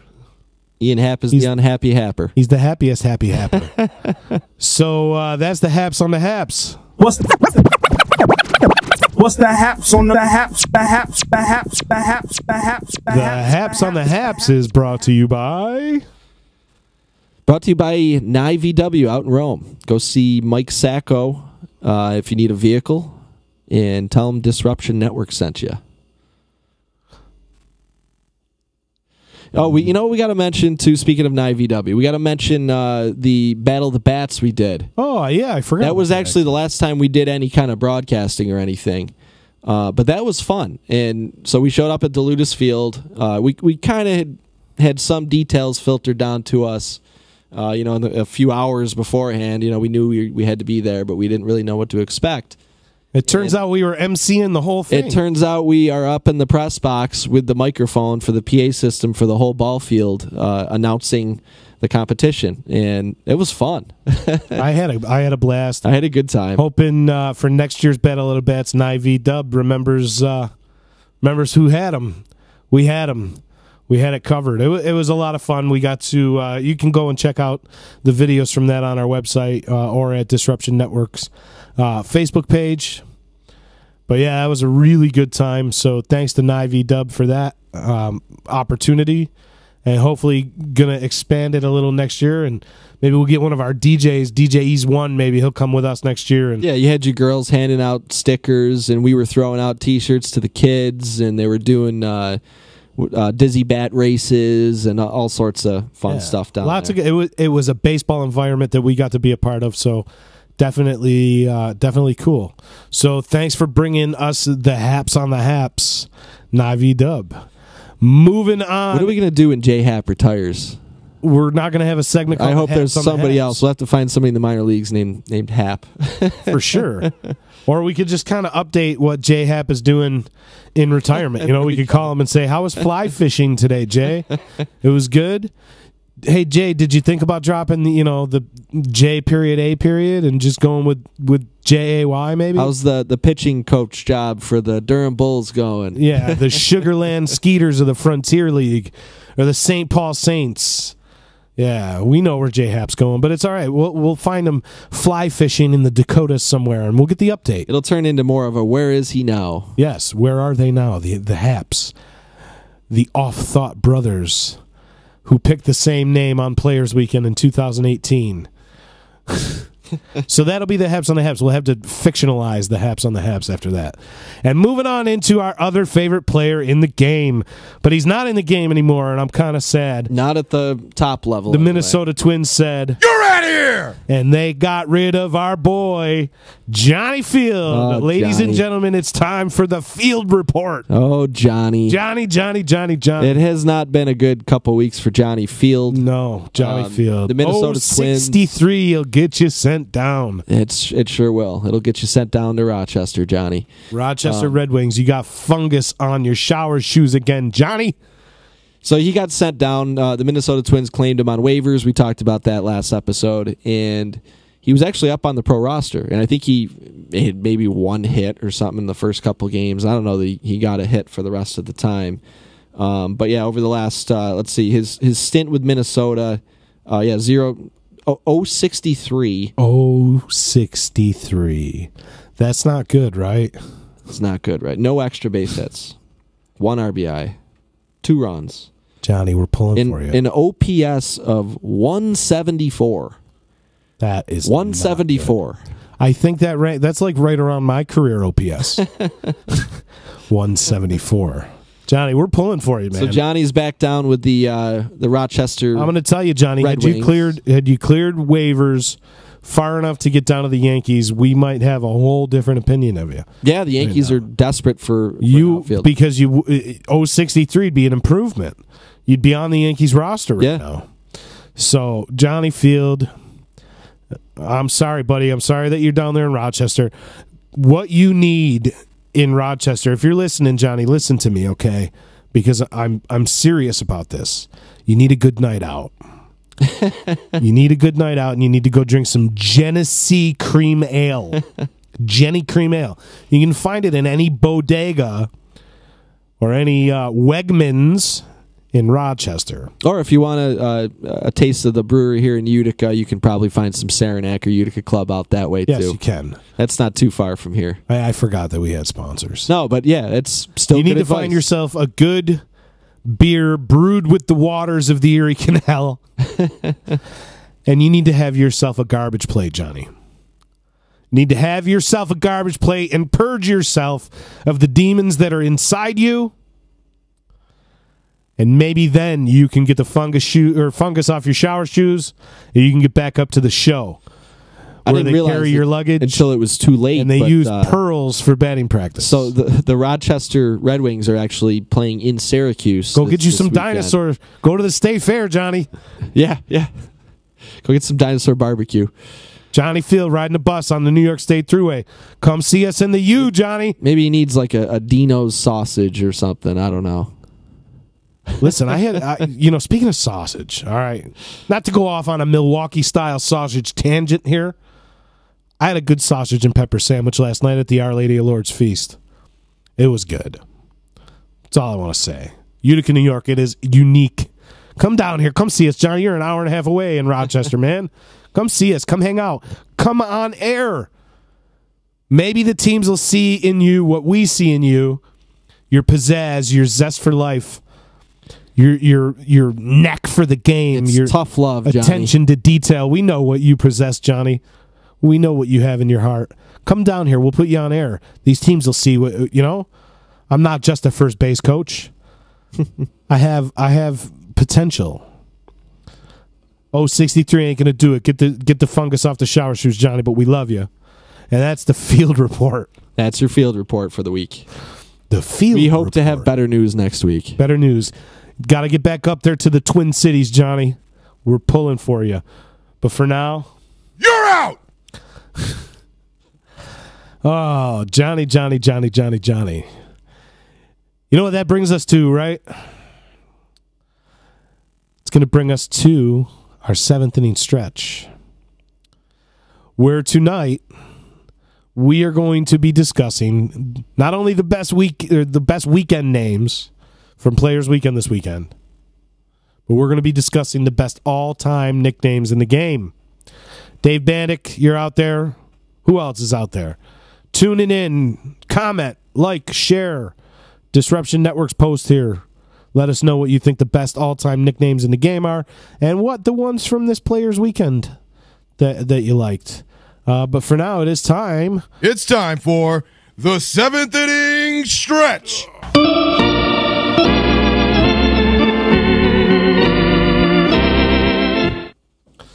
The 7th inning stretch. What do you say? You want to start it off with an all-timer? Or you want to start it off with Players Weekend guy? Let's start with an all-timer. There are so many. It is impossible to narrow this list for the all-timers down to 7. I'm going to give some serious honorable mentions. So you're going to hear a bunch of honorable mentions because it is literally impossible. There have been so many good nicknames over honorable the years mentions of are coming, and every single honorable mention that I mention after our list is probably going to be worthy of being on the list. But for now, I'm going to start with my number 7. And my number 7 simply was The Man. The Man. Anybody know who I'm talking about out there? We are talking about Stan the Man. Stan Musial. The icon, the one and not the one and only, but the biggest icon in the history of St. Louis, or the St. Louis Cardinals franchise. Stan the Man Musial, a man so good at his craft, like 3,400 hits, just an all-time great out there. So good at his craft that he simply needed to bear the name The Man. So my number 7 all-time, Stan the Man Musial. I like it. All right, so I'll get the Players Weekend list going, but before I do want to mention one that I did not put on my list because it's very important to talk about, and that's what Mike Trout has on the back of his jersey for Players Weekend. He has A. Cox on the back of his jersey, and if anybody has just seen his jersey, they might be wondering, including myself. I didn't know the full story about it, but after hearing about it and after you telling me a little bit about it, it's a tribute to his brother-in-law, his 24-year-old brother-in-law who died just a couple weeks ago, Aaron Cox. And he decided to put A. Cox on the back of his jersey as a tribute to his fallen brother-in-law. So that was one of the. It's a cool story, but it is a very gut-wrenching cause for him. And I say cool story in the aspect of it being cool that he has the opportunity to have that tribute on the back of his jersey. Hitting a triple off the wall too, his first. And what happened, I'm not going to get into the details of it, but what happened was an absolute tragedy, and good for him for having the ability to express his sorrow over what happened in his family by putting a tribute on the back of his jersey. All right, now I'm going to get into the list of 7 of our favorites, and this is another one. Probably not as much as the all-time nicknames, but this is another list that was very jam-packed. Tough. Very tough to. So for the first time ever, Sean and I had a vote tonight. Yeah. We sat down before the show and we had a vote, and we came up with our top 7, mutually. But we got so many more that this 7th inning stretch is going to be devoted to more than a 7 list. That's the first time we've ever done that for a 7th inning stretch. We don't ever do that. We normally prepare our own lists without really any collaboration, and we just come to the table with those lists and we talk about them on air. This time, nicknames, there's so many of them. We had to kind of have a quick huddle before we went on the air to figure out what we wanted to do for some of these. And there's a lot of them that we did leave out that we'll throw them out there as honorable mentions for sure. Absolutely. So number 7 on my list is Luke Weaver. I thought was pretty cool. Dream. The Dream Weaver, Luke Weaver. Oh, Dream Weaver. Couldn't help but kind of chuckle about that one. I thought that deserved a place on the top 7 list of my favorites. That's good. That's really good. Dream Weaver. That's good. Dream Weaver. Number 7. So my number 6, moving on from the man, we're going to move into the kid. Yeah, there you go. 630 home runs, 1,836 ribeye steaks. Member of the Cooperstown National Baseball Hall of Fame. An MVP, 13-time All-Star, 10-time Gold Glover, 7 Silver Slugger Awards. We're talking about Ken Griffey Jr., the sweetest swing in Major League Baseball history. He's made a lot of our lists this year. Lots of them. An icon, an idol of mine growing up. So how could you? The kid, simply the kid. Lots of kids in Major League Baseball every single year. Every day there's a kid trying to get in, trying to knock on the door. The Juan Sotos and the Ronald Acuñas. But this guy did it. This guy did it bigger and better, and I don't know. With the pressure of having having father the nickname who the was kid, a prominent Major League Baseball player in his own right. Yeah, so Ken Griffey Jr., the kid, number 6 on my list. Who you got at number 6 for Players Weekend names? All right, so I have Danny Duffy of the Kansas City Royals, Chill Sergeant. The Chill Sergeant. I thought that was a good one. The Chill Sergeant, Danny Duffy. He is the Chill Sergeant. Yeah, it seems to fit. That's good. That's really good. All right, number 6. Or number 5, I'm sorry. I'm going to do a little combo deal here for number 5. Yeah, there's going to be a couple of those. Yeah, I gotta combo it up because one name kind of piggybacked off the other name. Playing in 2,130 consecutive games will give you the moniker the Iron Horse. Playing in 2,131 games plus will earn you the name the Iron Man. Of course, we're talking about Lou Gehrig and Cal Ripken Jr. Yeah, and obvious reasons for those nicknames, and well-deserved, and yeah, I think that's perfect. I think that has to be on the list of the top 7 nicknames of all time, even though we kind of cheat a little bit and bundled them together. No, those nicknames. So just understand that these are Sean and I's votes. So either way, they're coming from us. And those two guys and those nicknames will be forever, tied in together. And tied in together. And that's why they deserve to be tied in together on our list. Who you got at number 5, SPG? Let's see. Number 5, I have James Paxton, the Big Maple, the pitcher for the Seattle Mariners, the Canadian pitcher for the Seattle Mariners. Boy, the Big Maple. The Big Maple. On the DL, another comebacker. Got hit with another one. But yeah, He's had some bad luck getting hit by comebackers and having eagles land on him and all sorts of stuff. Eagle has landed. He went on a tear after that eagle blessed him with some freedom. Oh, Canada, the Big Maple. Big Maple. Coming in at number 4, a man that was so great and so revered that he just earned the nickname of the entire franchise. Talking, of course, about Ernie Banks, Mr. Cub. Of course, an icon for an iconic franchise, member of the 500 Home Run Club, another member of the Hall of Fame. But how good do you have to be at your craft to just get the title of Mr. The Club? Yeah. Mr. Yankee, Mr. Reds. Yeah, Mr. Met is a mascot. Mr. Met is a mascot. That's so metty. So metty. But Mr. Cub, a very well-respected man, no longer with us over the last, about 2 years now since. Yeah. Hey, let's play 2, Ernie Banks. Coming in at number 4, Mr. Cub. Number 4 on the list of Players Weekend is somebody that is just going on the DL, Sean Manaea of the Oakland A's. And he's got a pretty cool nickname. It's a pretty obvious one, and it ties in with his name, the Manialator. Sean the Manialator.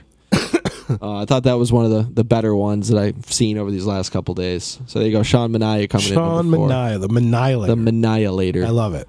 My number 3... or our number 3 best nicknames of all time. If we couldn't do a baseline show, we have to mention them every show unless we mention Charles Old Hoss Radbourn. 59-12 in 1884. 59-12 with 73 complete games. Old Hoss Radbourn. Also, one of the best Twitter feeds on the twits. So, Charlie, you are permanently inside the baseline. You are revered inside the baseline. And this charge is for you. Old Hoss, number 3. Who you got at number 3? Number 3 is a combination one for me. And this one has to do with Mexican food. So I figured that we would bundle them together into one entry on this list. Michael Wacha and Joey Gallo. So Michael Wacha is guacamole. You can't have guacamole without the pico de gallo. So guacamole and pico de gallo had to be bundled together, as they often are in Mexican dishes. But yeah, those were two awesome ones. Guacamole in particular, I really like. And yeah, there you go, number 3, the Mexican flavor entry on our list. Perfect. Guacamole.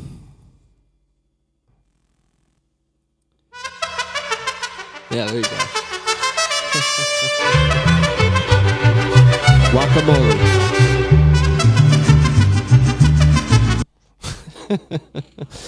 All right, moving on to number 2. It's a man who might be in frame with me right now. Sitting back there behind me. You might be wondering what a diehard Yankee fan is doing sitting here with a Red Sox sitting behind him. But number 2 really needs no introduction. It's Ted Williams, the Natural, but also known as the Splendid Splinter. So the Splendid Splinter, number 2 on my list of all-time best nicknames in Major League history. The Splendid Splinter. It just went so well with him. You look at him. He's lanky and tall, and the word splinter just implies wood. And one of his famous quotes was, when you're hitting it good, you can smell the burning wood on the bat. And it just fits with him. So that's my guy right there, Ted Williams, number 2. I like that one. And another nickname you hear for him all the time, Teddy Ball Game. Teddy Ball. He was he actually had the nickname the Kid at one Teddy point fucking too. Ball Game. Yeah. He hit that one huge. It was over the monster. Yeah, there you go. So he was known as the Kid, the Thumper, and how about this for a nickname? The Greatest Hitter Who Ever Lived is another nickname for Ted Williams. It's the truth. Yeah. Close to it. Close to it. It's Close debatable. to it. The Splendid Splinter, number 2. Who you got at number 2 for Players Weekends? I know who you got at number 2, and it was close. It was this real one's close pretty for me. hilarious. It was close to being number 1, but it's not. I guess this nickname originated in Boston. The guy that is number 2 on the list, it originated in Boston. He doesn't play for the Red Sox anymore, but he's somebody that we've kind of given our own nicknames to over the course of the last couple months. The Big Blister, or Mr. Blister, or Johnson and Johnson. So Rich Hill, who is Richie, infamous for having problems with getting blisters on his throwing hand. Somehow I don't know why he doesn't just pick up a guitar or something and just strum a little bit every day. That's a way to prevent yourself from getting blisters for sure after a while. But the actual nickname that he had on the back of his jersey this week started in Boston, and it started, I guess Brock Holt was the one who gave him the nickname. So Rich Hill is also known as Dick Mountain. Dick Mountain. And on the back of his jersey, they didn't have the room to put the whole thing out, but it just says Mountain. It just says D Mountain. Oh, so he's the D Mountain. Yeah. You're tuned in to the D Disruption Network, Utica, New York. We're live on the D Mountain. Dick Mountain. Dick Mountain. Rich Hill. Dick Mountain. I wonder why Major League Baseball couldn't come up. They can come up with the room to put Kiner Falefa on the back of a jersey for Isaiah Kiner Falefa, but they can't come up with the room to put Dick Mountain. Yeah, they can't come up with the room. He should have been like Dick Montaigne. Something. Dick Mountain. Rich Hill. Dick Mountain. I love it. I absolutely love it. So I mean, it was debatable. It could have been number 1, but it's not. It's not, because number 1 is just as good. So moving on to the number 1 all-time nickname. I mean, it really, it's such a nickname that he is never, ever, ever, ever, ever by anyone referred to as his real name. His real name is George Herman. But we're going to let the Sandlot boys tell you different. George Herman Ruth Jr. You went home and swiped a ball that was signed by Babe Ruth, and you brought it out here and actually played with it? And actually played with it? Yeah, but I was going to bring it back. But it was signed by Babe Ruth. Yeah. You keep telling me that. Who is she? What? The Sultan of Swat. The King of Crash. The Colossus of Clout. The Babe Ruth! The Great Bambino! The Great Bambino. The Sultan of SWAT. The King of Crash, the Titan of Terror. The Colossus of Clout. We're talking, of course, about George Herman Babe Ruth. The greatest nickname for the greatest player. The baseball god and icon. Legends never die, kid. And they don't. And neither does the name. The Babe. Number one all-time nickname as voted on by SPG and JP. And there are so many that we didn't put in our top seven. Dave's chiming in too, and he says Yogi before we said Babe. So Yogi, there's another one. Obviously, that's Lawrence Peter Yogi Berra. There's go. another one. But so many, and here's my honorable mentions, or our honorable mentions. You got La Maquina, the Machine, Albert Pujols. You got Pudge for Carlton Fisk and Ivan Rodriguez. The Bird, Mark Fidrus. The Process, Joey Votto. The Scooter, the Captain, Ducky, Dizzy, and Daffy. The Yankee Clipper. The Wizard. The Big Unit, the Big Cat. The Big Hurt, the Big Train. Willie, Mickey, and the Duke, the Say Hey Kid. So many. Charlie Hustle. Dave brings up a good one too. He said, no love for Cy Young. And that I was actually going to mention something about Cy Young, and I got to pull it up right now because we were talking about Old Hoss, and we were talking about Old Hoss's Twitter. But the other day, Old Hoss's Twitter put up, let's see, 59 and 12, 73 complete games, 400 and... Actually, this is his current Twitter... Spaceman. It's his current Twitter name is his stats, and then it says, but no, name it after Denton. Which is Cy Young's name. I love it. Jim Catfish Hunter, another good one by Dave. Bill Spaceman Lee. Dave checking in with Bill Lee. Outstanding. And it's not, Dave, it's absolutely not that we don't have love for these nicknames. These nicknames, we could have gone on absolutely forever. These are kind of just, I try to lump as many as I could together here. But you're absolutely right about Denton True Young is Cy Young's name. Dave just posted. But yeah. Catfish and Spaceman, amongst others, definitely. But yeah, guys like Frank Thomas and Randy Johnson, nobody they didn't call him Frank Thomas. They called him the Big Hurt. Yeah, he had a whole line of big unit, the Big cleats. Hurt. The Express, Nolan Ryan, another guy. So that's the list, folks. There for my seventh inning stretch, and now we're gonna move over into. We've got one more to talk about from Players Weekend. Weekend. This is a nickname. I guess I don't even know if you can consider it a nickname. He had two emojis on the back of his jersey in the spot for the nameplate, a box and a cheeseburger. And it's Brad Boxberger of the Arizona Diamondbacks just had emojis on the back that basically spelled out Boxberger. So Brad Boxberger, you win Players Weekend in the eyes of the baseline. Contact us at any time at disruptionnetwork.net or Disruption Network Studios in Utica, New York to receive your prize for earning the moniker as winner of Players Weekend with the box and the burger emoji. Brad Boxberger, come and claim your prize. Got some Disruption Network stickers for you. We got the D stickers. You can pass them on out. You can wear them underneath your Players jersey next year. But yeah, I like that one, the box and the burger. Too funny. And I like Players Weekend, and I'm glad that we just did that list. So that's the seventh inning stretch. And the seventh inning stretch was brought to you by Saranac, once again. We love Saranac Brewery. Saranac will do just fine. Saranac will do just fine. Speaking of Saranac, they are having 2 nights of Mo here coming up in just a couple weeks.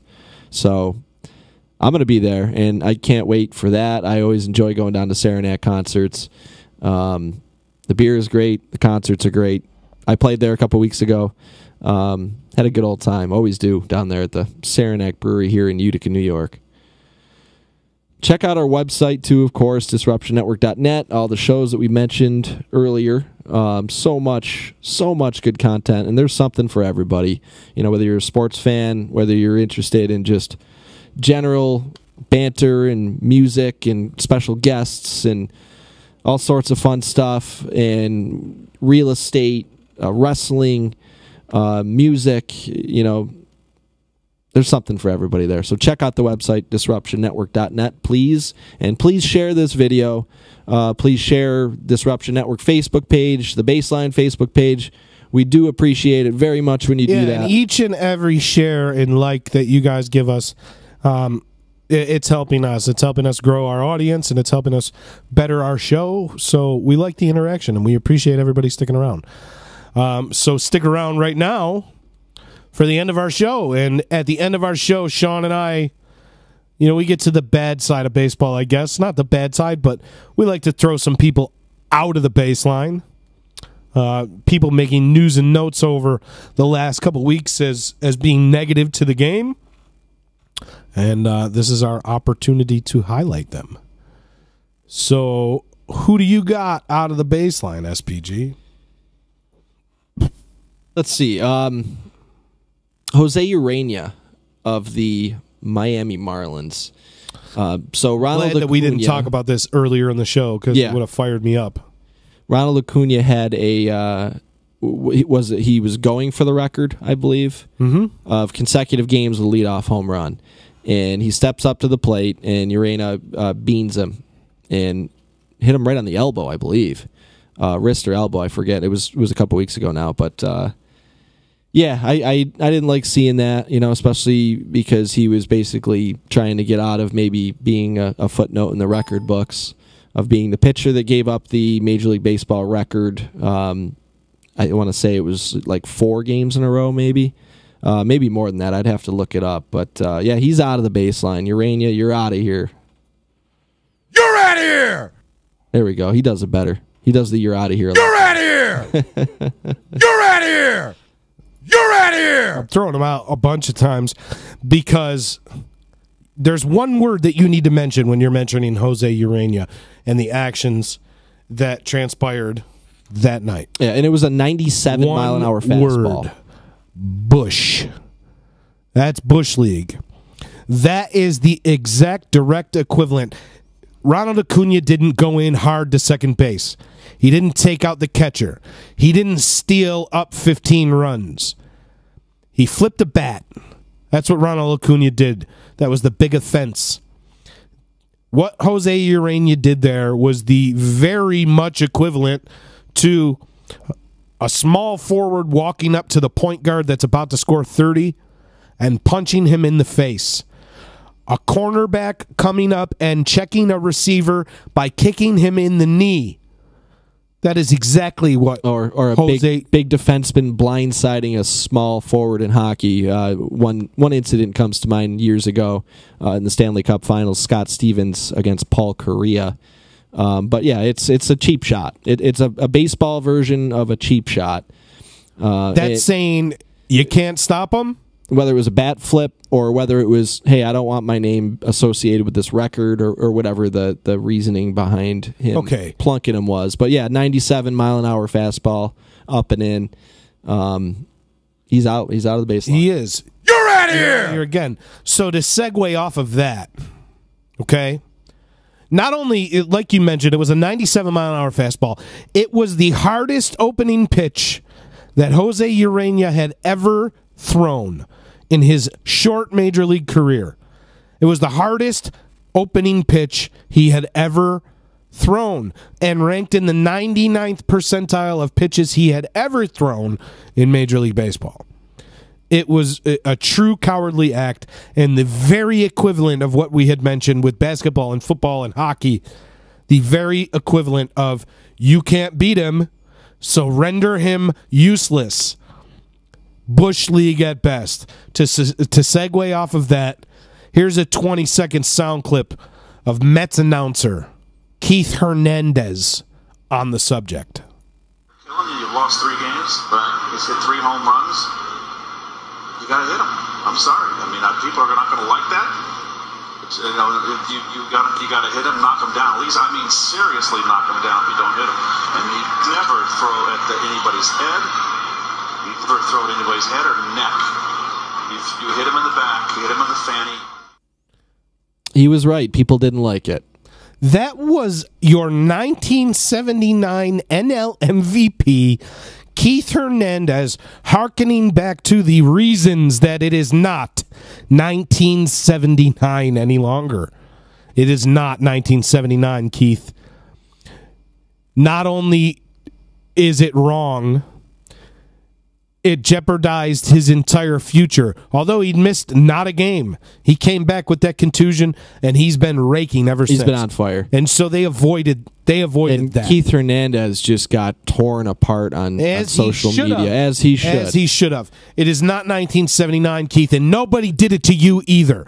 For all you want to say, it would have been a really big deal with your Cardinals teammates or your Mets teammates had you gotten hit with the opening pitch of a game, the hardest pitch that pitcher ever threw. Ridiculously Bush, and the classic, if you can't beat them, render them useless, and there is no place in the game for that, period. And don't mistake us saying that for us being completely against people getting plunked. No, not at all. But the first I did it myself. First pitch of a game. No, that's completely and totally Bush. I liked what Chipper Jones said to Keith Hernandez. He said, so by this way of thinking, Jacob deGrom should get drilled because he's the hottest pitcher on the planet. No, Agreed. I enjoy watching him pitch, and I enjoy watching Ronald Acuna Jr. play the game. I'm old school, just like this broadcaster, but these comments are way off base. Yeah, one Hall of Famer to a non-Hall of Famer. Chipper Jones is inside the baseline. He's always into Larry Wayne. You are inside the baseline. There's another nickname we didn't mention. Chipper. Oh, yeah. There's another one. That's another guy you don't even think that was his friggin' nickname. Right. Right? Larry Wayne. Safe! You are safe. You are inside the baseline permanently, Mr. Hall of Famer. Outside of the baseline. You're out of here! You're out of the baseline! Keith Hernandez, again. You're out of the baseline! Shut up. You're so metty. You are so metty. You're a terrible announcer, and you are very metty, and the Mets deserve you. They do. What a terrible take. A terrible take on the Bush League tactics of Jose Urena. I think Newman from Seinfeld said it best. He said, "I despise Keith Hernandez." Yes, as he should. Another pretty funny tweet. Jerry Seinfeld made the right call, not helping Keith Hernandez move. Yes. So yeah, Keith Hernandez, along with the whole Mets franchise, as we have, we've already alluded to all season. His comment is worse than what he did on June 14th, 1997. That's the day he spit on Newman and Kramer. Topped it. He topped that day. That's crazy. So, yeah, Keith Hernandez, you're out of the baseline. And that is out of the baseline. So, that's it. 2 weeks, that's our 3 show. weeks. Took us a little while to get around to doing this again, and I'm glad that we did. We're gearing up for the stretch run. The stretch Pennant run. races are hot right now. We mentioned all the key ones, the NL West, the AL West, the AL East. And we'll be keeping tabs on those, and we'll see what happens. We might have some trades here in the next week or so. As the waiver trade deadline hits us on September 1st. Look for the Giants and the Orioles. And we have September movers. Call-ups coming, too. I can't wait for that because you're going to see the guys like Justice Sheffield, Eloy Jimenez. Yeah. So, can't wait. But that's it. That's episode 19. Thank you, everybody, for tuning in. Saw a lot of new faces kind of checking in. Thanks for sharing it. Keep commenting and keep following Disruption Network. You never know what you're going to see. Like SPG mentioned a little while ago, 2-night run of Mo coming up here. Saranac Brewery, Utica, New York, September, I believe, 7th and 8th. So right around the corner. Yeah. Have a happy Labor Day weekend coming up. Stick around on Disruption Network's Facebook page too. In the next hour or so, you might be getting a State Fair recap from Z. EC Radio State Fair recap coming up soon. Those actually. are must watch. About a half an hour. Z is going to be back with his State Fair recap. Check out Disruption Network for the last couple days on their Facebook page. You'll see that Mo sitting in with Tedeschi Trucks, Ludacris. Jackal today. So much good stuff going on right here in Central New York. Thanks for tuning into episode 19, everybody. We'll see you again next week. Have a safe and happy Labor Day weekend. We went from Memorial Day to Labor Day really quick, that partner. Was quick. Blink really of an quick. eye, man. But Blink have a safe and happy Labor Day weekend, the quote-unquote official end of summer. And we will see you next Sunday, everybody. Thanks, everybody. JP, SPG, The Baseline. We're out. We're out.